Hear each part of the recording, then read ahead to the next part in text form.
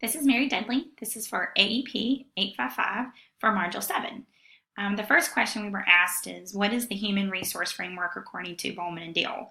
And I was very happy to hear, when I watched the video, that they said that the organization was viewed as a family. Because going into this assignment, I was extremely worried. I had not looked at the video, and I was worried that I was going to be putting people in to be structured or organized. And I was like, my school is not like that. My school is like a family. So when I instantly watched the video, I was very relieved to go, okay, this is like what our family, this is what I'm used to or accustomed to. So basically, I said, with the organization viewed as a family, and just as a family, we know a family is made up of individuals. Those individuals have needs. Our individuals have very unique skills that we all possess and bring to the organization. And also that we have relationships between these individuals. And that's something we work on all the time. If you're in a family, families have relationships. Sometimes we get along, sometimes we don't, but we continue to work on those. And the focus in this framework as a family is that we have individual skills. We all have different attitudes. We have to come together as a team, so teamwork is essential. And the last part is we have to communicate. We have to communicate with each other in order to be successful and reach our goal. And in this situation, for the organization as viewed as a family, the leader in this case would be more in a servant type or a catalyst role. And that working together, the organization is there for the people or the individuals, and the individuals are there for the organization. So in order for that to happen, we have to work together according to that framework. And if we do, it'll be a good fit. And of course, if it's a good fit for the individuals, it's a good fit for the organization. And together we can accomplish our goals and be successful in it. Now, the second part of the video was to how would I structurally group people together under my leadership as a principal of a school. So, of course, with me being the principal at the top, watching over my staff and group, the next people would obviously be my students. It's what we're there for. If the school is made up of students, that's why we have the organization in and of itself. So students automatically will come next after me.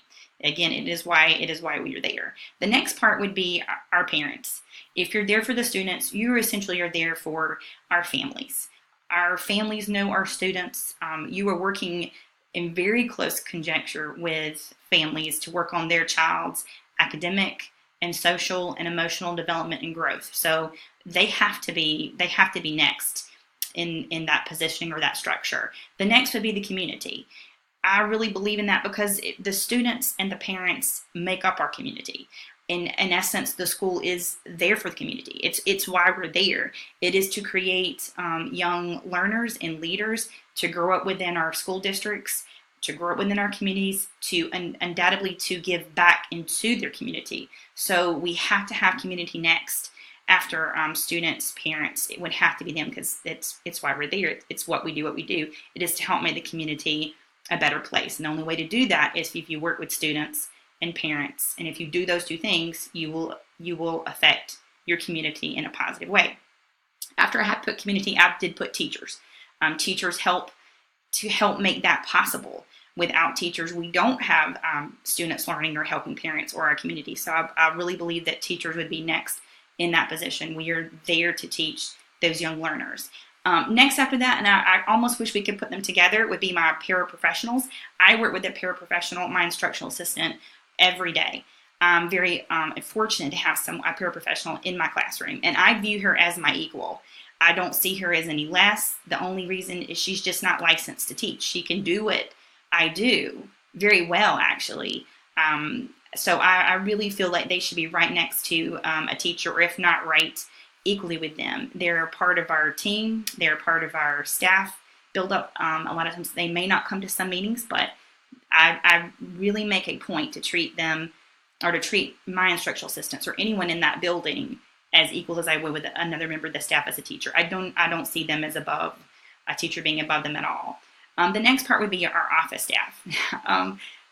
Our school would not work well without an office staff. We all know that those sweet ladies and gentlemen up front keep that school running. In many instances, it is the office staffers who are the face of the school, who work very close in contact with community and parents. They are the face of the school. So we know when things aren't going well if their office staff is off their game. So they are the ones that parents will call. They are the ones that, unfortunately, that sometimes parents will complain to. So they handle a lot of burdens that sometimes teachers do not realize all the responses they have to make a school day function well for us, whether it's lunch count, whether it is talking sometimes to a frustrated parent. We need their help and support every single day, and I'm very grateful for the people in that front office. The next part would be our maintenance and personnel and custodians. I did actually group them together because as a district, there is no separate. They are under the same umbrella. So I did keep them together. Again, they are some of the first people that I call. If something goes wrong in my classroom, I will pick up the phone and call my maintenance crew or a custodian to say, please come help me. Something has happened. I need your help. They keep our building running excellently. They keep our building safe. They are sometimes the ones out and about around the campus, just making sure everything is just so to heating, to electricity. Unfortunately, if someone does get sick, they are there to help us in rather quickly. I love how our head maintenance personnel person, he says, we're there for you. And I really love that about him. He's a gem, really is. So again, wouldn't know what to do without our personnel or custodian staff. They are treasures. And the next part I did put was cooks. And unfortunately, I put them a little bit at the lower, and it's simply because within my district, they are contracted out of the district. They are hired for their services. They are not actually hired through the school. So sometimes it's hard when we do include them in staffing. Sometimes they're already left the building by that day. Their day is over. They do provide an important service. They do take care of our children by feeding them breakfast and lunch. And as a kindergarten teacher, they help prepare our snack for our kindergarten classes. So they are an essential part of our school, but unfortunately sometimes they've actually left and we can't always include them in a lot of things. So that is kind of what I did put them at the end because they are contracted into the school and not hired from the school or within the district. And the last I did put alumni, and the reason I did is because I feel like it comes full circle. I'm in a community school where a lot of people now are saying, I went to school there. So I'm bringing my kindergartner or my pre-K student there. So I believe being in elementary school, sometimes you won't see the alumni until maybe 15 years later. So it's not like with university where you'll get them back within 4 years to work on master's or graduates. So I did put them in because it is like completing a full circle. It will start the process over again by alumni bringing back their child as a student, and then they're now a parent. So that is how I would structure my organization if I were a building principal. Believe me, I did struggle with this. This kept me up a night or two just to kind of think, what would I do?